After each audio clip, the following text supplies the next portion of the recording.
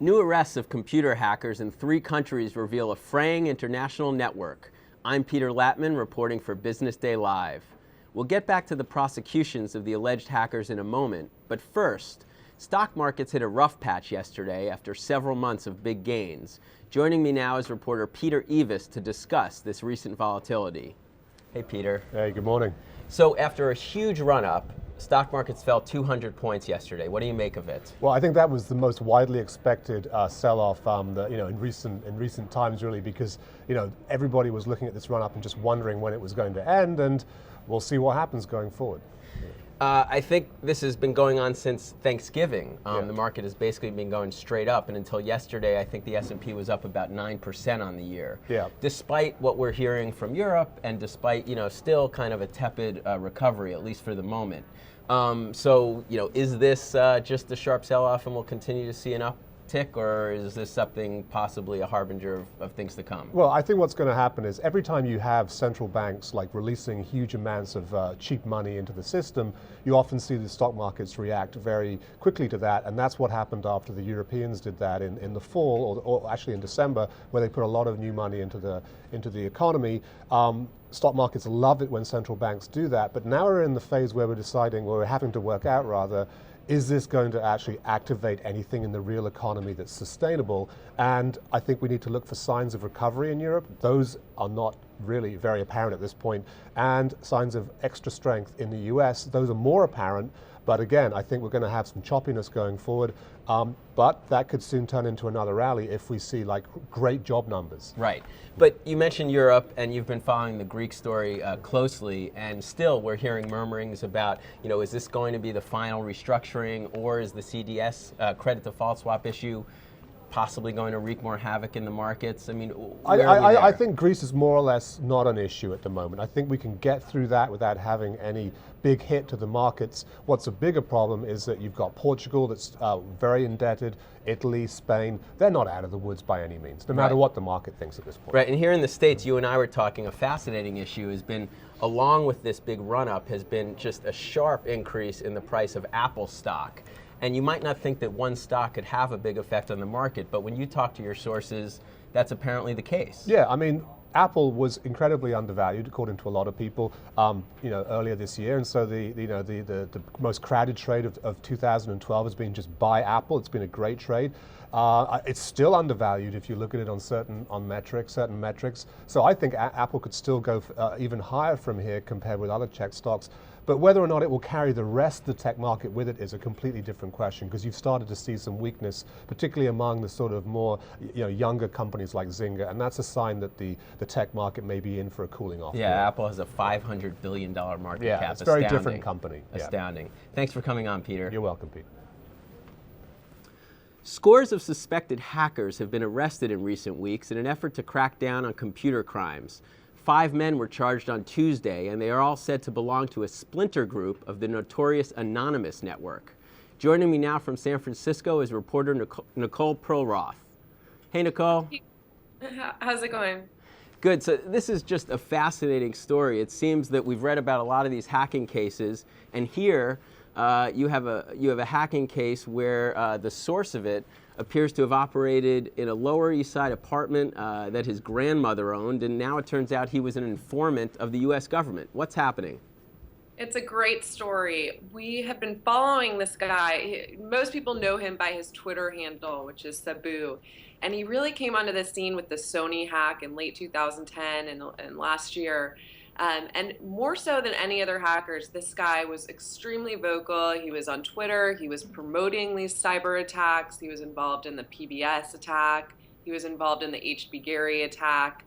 And people had sort of suspicions about who was this guy. Some people thought he was ex-military for a while. Some thought he was based in Europe. And now we know that he was this 28-year-old guy living in his grandmother's basement on the Lower East Side in New York. It's pretty interesting. And what happened was, it appears that the FBI first got a trace on him at some point between May and June of last year, and they were able to turn him so to speak. And so for the last 7 months, he's been acting like an FBI informant. Wow, wow. But this revelation that he was an informant and he was leading a portion of this hacking movement, is this going to now kind of temper the movement? Are people going to say, wait, are these people that I'm collaborating with government informants, or is this just an isolated case? I think it's unclear. I do think that Anonymous and LulzSec and their offshoots really depend on a critical mass to make some of these attacks successful. In most cases, they're not necessarily hacking into a website as flooding it with traffic until it falls offline. And so a lot of that requires that they're vocal on Twitter and that they're out there getting their message out in the media so that more people are coming to their computers and participating in these attacks. Now that we've seen that this one ringleader was an informant, I think people are going to be much more hesitant to participate in an attack with strangers where it's unclear who's really involved, how well protected they are, and that sort. But on the other hand, right after the announcement yesterday, you saw the announcement, you saw people talking about this so-called chilling effect, and then late afternoon, you already saw Anonymous take down one of the security firms that had helped the FBI with their investigation, and they were calling everyone to take down the FBI's site. So I think it's hard to sort of say that this is going to stop the movement altogether, but I do think people are going to think twice before they participate in some of these attacks. Yeah, and just quickly, I mean, if I'm a defense lawyer here, there were 5 individuals arrested yesterday, 4 in Europe, 1 in Chicago. It seems like entrapment to me, right? I mean, this guy was kind of pushing his cause, and then these guys are arrested. I mean, is that a possible defense here? I think it is. You saw up until even Monday, you saw this guy on Twitter recruiting people into attacks. Last week we saw Interpol coordinated 25 arrests of suspected anonymous hackers around the world last week. And this guy was calling people to attack the Interpol website, which was actually a successful attack last week. So he's out there sort of calling people out and recruiting people into these attacks at the very same time that he's passing information to the FBI. So I do think we're going to see some questions around entrapment in the coming days, if not weeks. Well, thanks a lot for coming on today, Nicole. Thanks a lot. Here in the States, Apple is facing scrutiny about their labor practices and workplace conditions overseas. Columnist Eduardo Porter looked at the case against Apple in the context of other sweatshop-related protests of recent years. Hey, Eduardo. Hey, good morning. How are you? Good to see you. So your column looked back about 20 years at earlier anti-sweatshop movements against multinational corporations, and what did you find? Well, what I found is that oftentimes, even though the intention of activists that were involved in the anti-sweatshop movement were very good to improve the lives and the working conditions of workers in, the factories supplying some of the big multinational companies, in this case garment and shoemakers mostly, oftentimes the results weren't really quite as good. There were unintended consequences that when we're thinking, when we're thinking of whether there is a case for an anti-sweatshop movement today, we must think about these unintended consequences and the potential cost of this action. Right. You looked at Indonesia, and I think we all remember that Nike and other shoe manufacturers were the focus of earlier protests.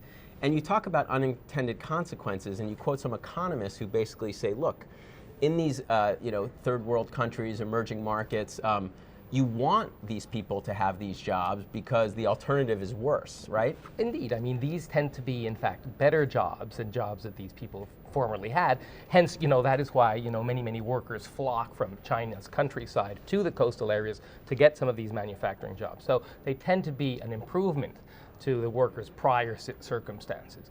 And in fact, countries develop through, the kind of investments and the kind of employment that some of these multinationals have brought. So in particular, the case of China, it's astonishing the kind of like the economic growth, the wage growth, the drop in poverty levels that we've seen that have accompanied, the masses of investment into China by companies like Foxconn.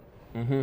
So with Apple, I think you ultimately conclude that the protest movement here might have a beneficial effect. Well, yes, and here's, I think Apple might be different. I mean, one of the reasons that some of these protests turned out to have, kind of like unintended consequences that were detrimental to the workers, sort of like instead of improving labor conditions, the factory just pulled up shop and left and went to the next country, right? So there was a loss in employment.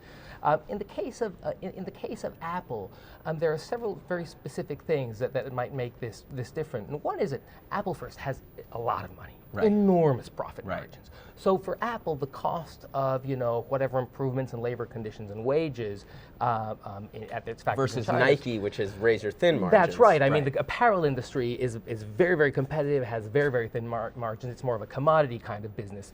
Apple is not. Apple is a spectacular brand name product, right? And so the margins are there to be able to afford, a more costly workforce. And then as well, Apple has enormous control over its supply chain. And it has very long contracts with its suppliers. So, in the garment industry, typically there's a 1 month, 2 month, 3 month type contracts, to make, whatever, a gazillion shoes. Well, Apple has a much, much longer relationship with its contractors, with its suppliers in China. Right. And we're really in the early innings, you say, of these protests against Apple. So, I mean, what should we look for in the coming months as this plays out? Well, let's see. I mean, Apple has already started to react to some of the pressure against it. So you saw it join an institution that was formed about 20 years ago to monitor labor conditions of the multinational companies abroad. That was started when the first, anti-sweatshop movement bubbled up in the 1990s. So Apple became the first electronics manufacturer to join this group. It has, Foxconn has announced some wage increases. Foxconn, Apple supplier. So you can see some reaction already.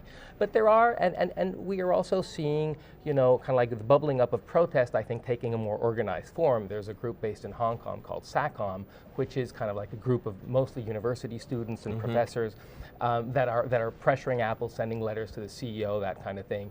And I think university students in the United States are also considering, some that I talked to are also considering similar joining in to kind of like raise awareness about labor conditions at Apple suppliers. So, I mean, let's see how these two kind of dynamics evolve over time. Yeah. Well, thanks a lot for coming on, Eduardo. Thanks a lot for having me.